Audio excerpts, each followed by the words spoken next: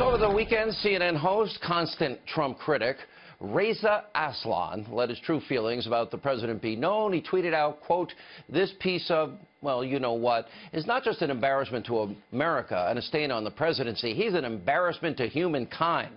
Now, Aslan later apologized, writing, quote, "Oh, he lost his cool." After his apology, by the way, CNN, they released a very puzzling statement. It reads in part, quote, "Well, Reza Aslan is not a CNN employee, but does host a series on the network, and we're pleased that he's apologized for his tweets." Excuse me, that means he works for you.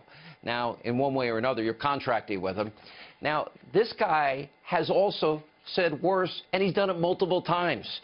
Now, apparently, a CNN host on a CNN show literally can call the President of the United States a piece of, well, you know what, and other horrible things, and get away with it. Now, just for a second, let's imagine if I tweeted the same thing about President Obama when he was in office. You think the Clinton-Soros group would be calling for my head and once again attacking my advertisers? Now, sadly, the Aslan tweet wasn't the only embarrassment over at CNN this weekend.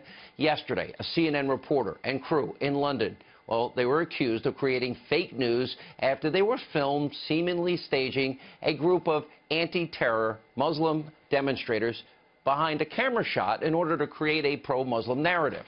Now, CNN, they're vehemently denying what you can obviously see, saying, quote, "Staging." Well, the network is calling the story nonsense. They told FoxNews.com, "This story is nonsense. The group of demonstrators that was at the police cordon was being allowed through by officers so they could show their signs to the gathered media." The CNN crew, along with other media present, simply filmed them doing so. Okay, you really believe that? Remember, the same network, Anderson Cooper, made this disturbing comment regarding President Trump. Take a look. He's the president of the United States. If he wants to say that, Barack Obama wants to say whatever. If George Bush says, I looked in his eyes and thought he was... If he took a dump on his desk, you would defend it. Say it. And who could forget last week's Kathy Griffin debacle?